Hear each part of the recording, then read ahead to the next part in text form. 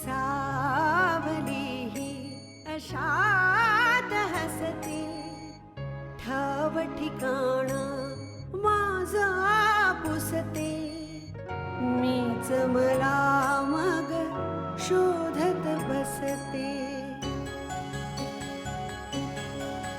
बोल मला तू हळुवार काही, सांग भले तू माझा नाही. कलियुगातली मी मीराबाई, मौनातले हे शब्द बोलके, तुझ्यानी माझ्या ओठी हलके, असुनी ननी अश्रू पोरके. क्षणात आता सरतील लाटा, पक्षी घराच्या धरतील वाटा, देईल हात तुझी अस्मिता. अस्मिता, अस्मिता, अस्मिता. सर्वसाधारणपणे ना माणसं उठतात, सगळं आटपतात, आंघोळ करतात आणि कामावर जातात. कळलं? तुला वाटतो तितका सुहास वाईट नाहीये रे. नाही नाही नाही, चांगलं आणि वाईट हा प्रश्नच नाहीये. सगळ्यांना धक्का बसणार आहे बघ. काय करणार कायस नक्की सुहास तू? ते सिक्रेट आहे माझं, सिक्रेट. सुदैवाने आता मी जहागीरदारांचा जावई आहे. आईला ये नाणं मात्र दर टायमाला तो अगदी खणखणीतपणे वाजवत असतो. बिझनेस डायव्हर्सिफाय करायचा विचार आहे. एक नवीन बिझनेस सुरू करायचा विचार करतोय. इथून पुढे सुपारी घेताना सुद्धा आहे ना, आपली अवकात बघूनच सुपारी घे. तू तर शेठचा बाप बनायचा गोष्टी करतोय. पळून जाणं ही एक वंश परंपरा आहे, मी कशाला तोडू. पण तुमचा नवरा कुठे आहे हे तुम्हाला माहित आहे, तुमच्या कॉन्टॅक्ट मध्ये आहे. वहिनी, नशीब काढलं तर तुम्ही, नशीब काढलं.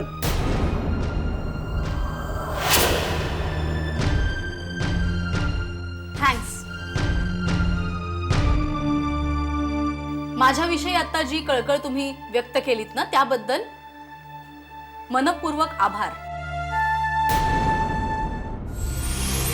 पण काय आहे ना, जहागीरदार कुटुंबातली प्रत्येक व्यक्ती कशी वागते याचा विचार करण्यापेक्षा स्वतःच्या आयुष्यात कसं वागावं याचा जर विचार केलात ना, तर जास्त बरं होईल.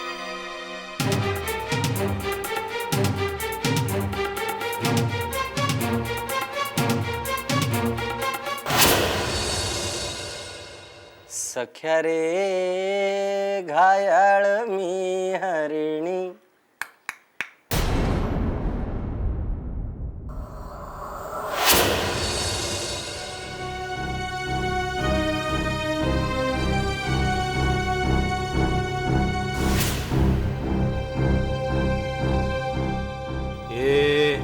ए बेणे, व्हॉट?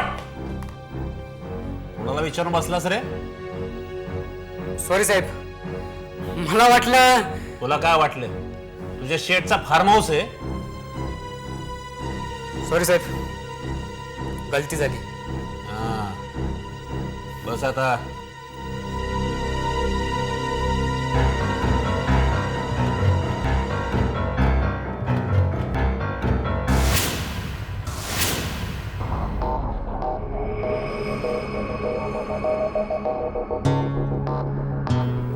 हा, बोल आता, काय काम आहे?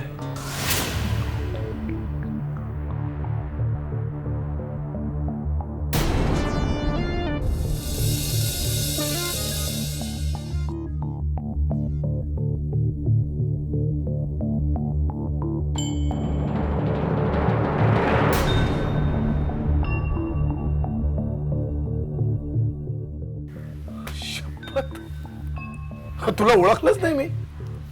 नाही म्हणजे या पोशाखात तू येशील ह्याची मला कल्पना नव्हती. म्हणूनच तर इथे यायच्या अगोदर मी तुम्हाला फोन केला घरी भेटायला येऊ का म्हणून. नाही नाही म्हणजे तुझ्या आधीच्या गेटअप मध्ये आणि आजच्या ह्या गेटअप मध्ये जमीन आसमानाचा फरक आहे रे. खरं सांगू का, आता या कपड्यामध्ये मी असा दिसतो हे मला तरी कुठं माहित होतं.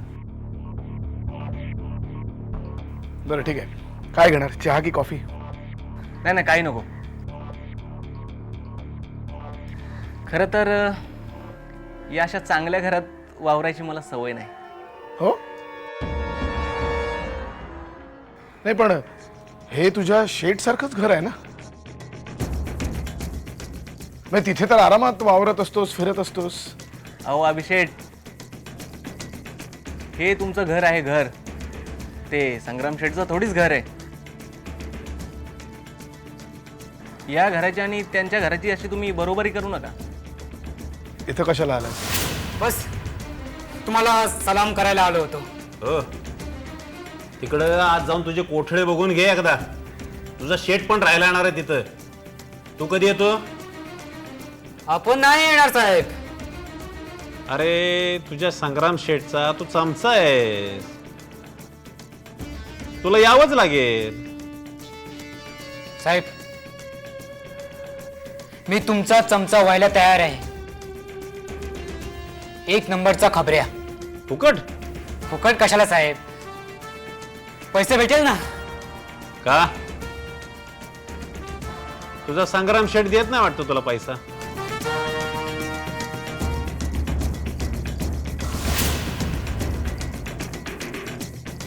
काय हवंय काय तुला? नाही नाही मला काही नकोय. अहो रात्रीच्या वेळेला असा एखाद्याला घोडा जरी दाखवला ना तरी गल्ला जमतो. अस्मिता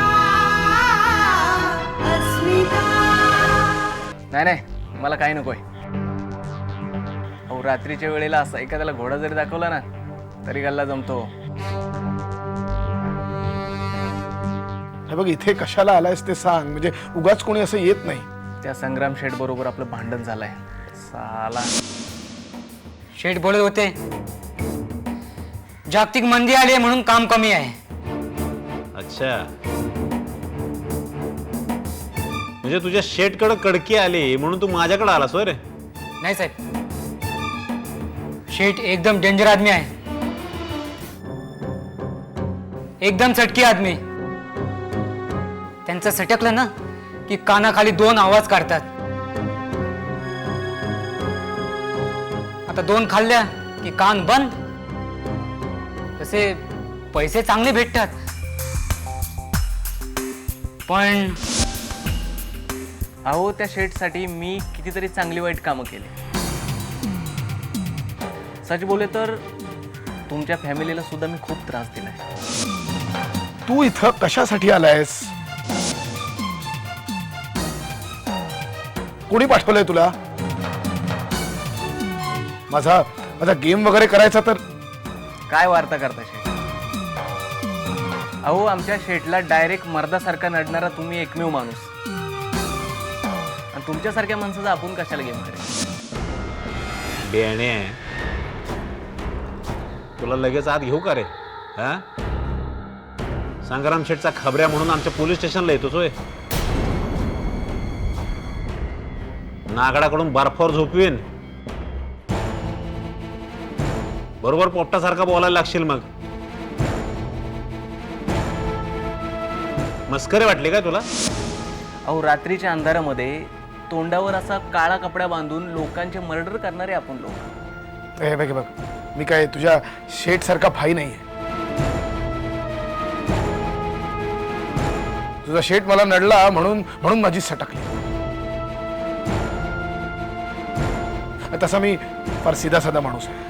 शेठ मला पण तुमच्यासारखंच एकदम साधं सरळ लाईफ जगायचं. मला तुमच्या कंपनीमध्ये सिक्युरिटी डिपार्टमेंटला तरी एखादी छोटी नोकरी द्या. इमाने इतबारे काम करेन, माझी पण लाईफ सुधारून जाईल. आई शपथ, आपण गद्दार नाही साहेब, आपली जबान आहे. आणि आपला डाऊट आला ना तर आपण जबान कापून देणार. अहो पाहिजे तर आपली ट्रायल घ्यावं साहेब. हे बघ मी मी काही प्रॉमिस करू शकत नाही तुला, पण करेंगे करेंगे कुछ करेंगे, फिकर मत करो. पण हा, हे 2 नंबरचे सगळे धंदे बंद करावे लागतील आणि सुपारी बंद. अपना ईमान आपके पास रखा. अच्छा, तो आज की ताजा खबर क्या है? हो साहब, आज से बोले तो अभी से माँ कसम ये सब कुछ मैं बंद कर दूंगा. सगळं काही बंद म्हणजे बंद.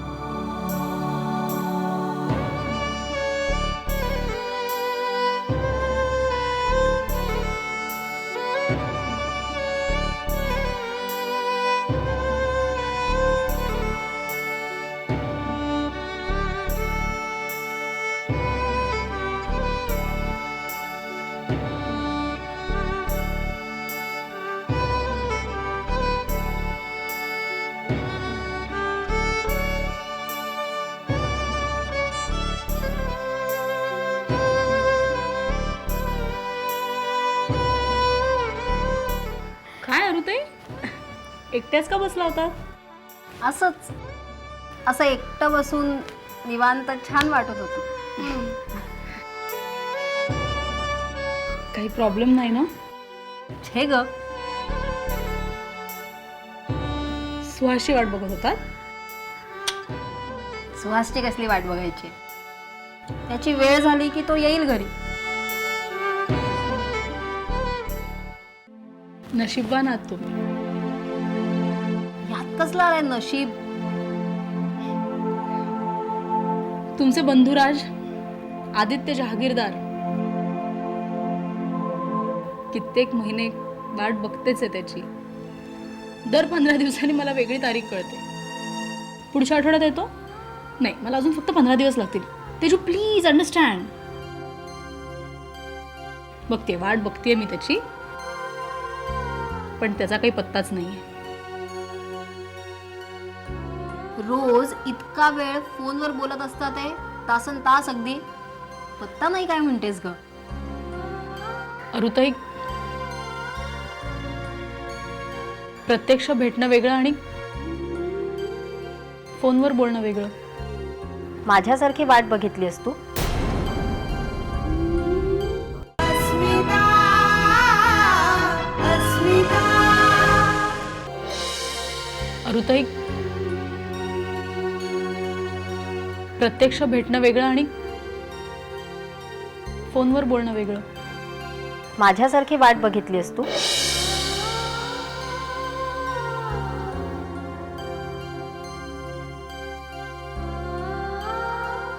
सुहास जिवंत आहे का मेलाय काहीच माहित नव्हतं ग. काही अतापता नाही, ठाव ठिकाणा नाही, नुसता अंधार होता. तरीही त्या अंधारातून वाट काढत सुहास आला ना तुमच्यापर्यंत.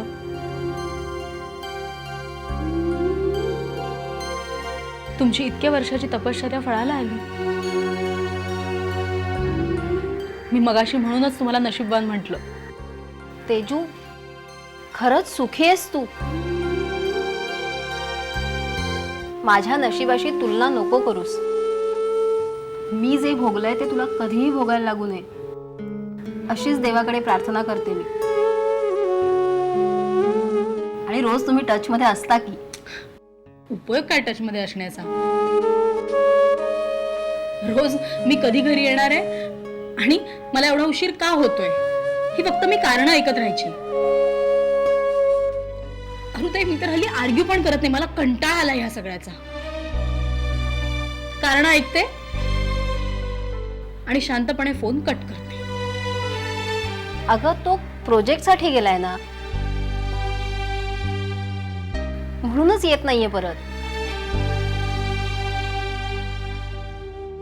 आणि बाबांनी स्वतःच्या बिझनेसचा इतका पसारा मांडलाय,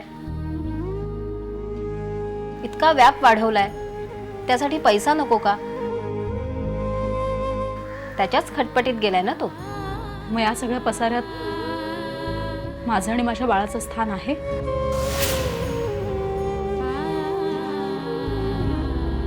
जहागीरदार ॲग्रोचा फोनवरून प्रोजेक्ट रिपोर्ट घेतो ना, तसा तू माझा आणि माझ्या बाळाचा प्रोजेक्ट रिपोर्ट घेतो. रिपोर्ट समजला म्हणजे त्याची जबाबदारी संपली. तेजू, तुझ्या या प्रश्नाचं माझ्याकडे उत्तर नाहीये. आणि कसं असतं ना, प्रत्येकाच्या सुखाची व्याख्या ही वेगळी असते.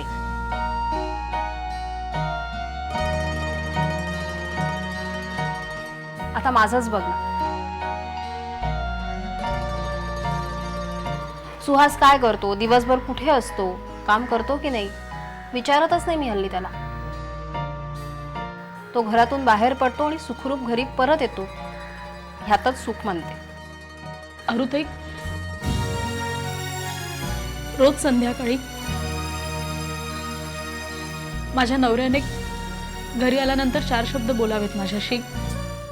आमच्या बाळाचं कौतुक करावं असं मलाही वाटतं.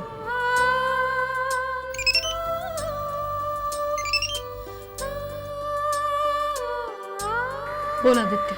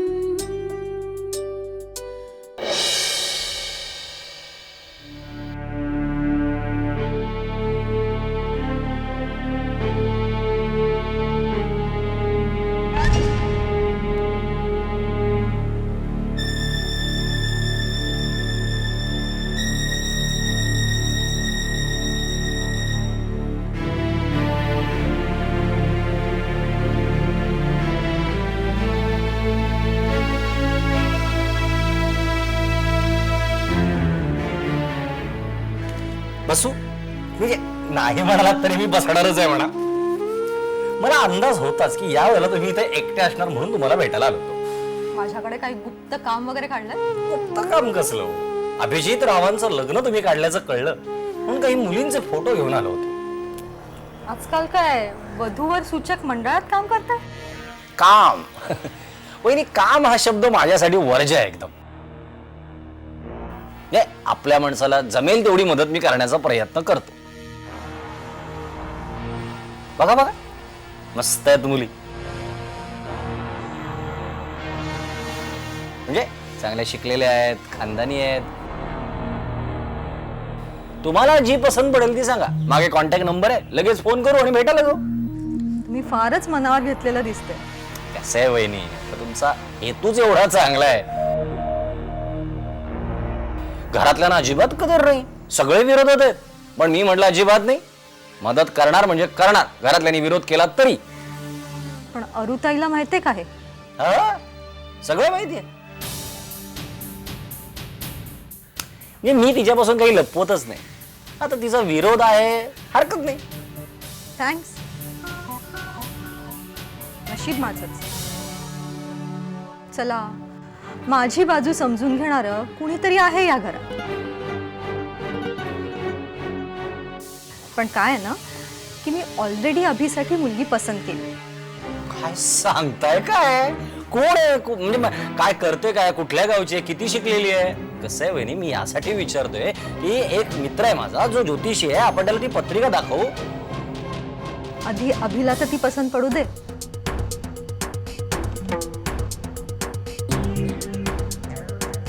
एकदा त्याला पसंत पडली की ह्या बाकीच्या गोष्टी काय केव्हाही करतायत.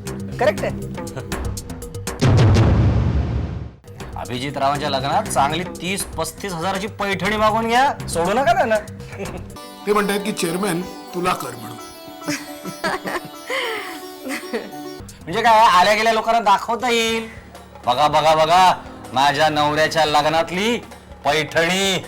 या सुहासचा अपशकून नको आपल्या प्रोजेक्टला. माई पेपर वाचला? अर्थात माझ्या मुलाचा पराक्रम आहे आणि मी वाचणार नाही. सत्य सुद्धा मला आज भेटायला आला होता.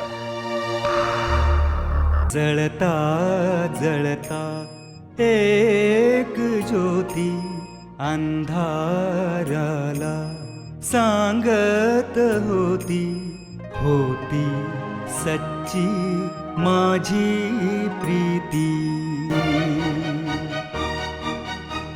क्षणात आता सरतील लाटा, पक्षी घराच्या ठरतील वाटा. देईल हात तुझी अस्मिता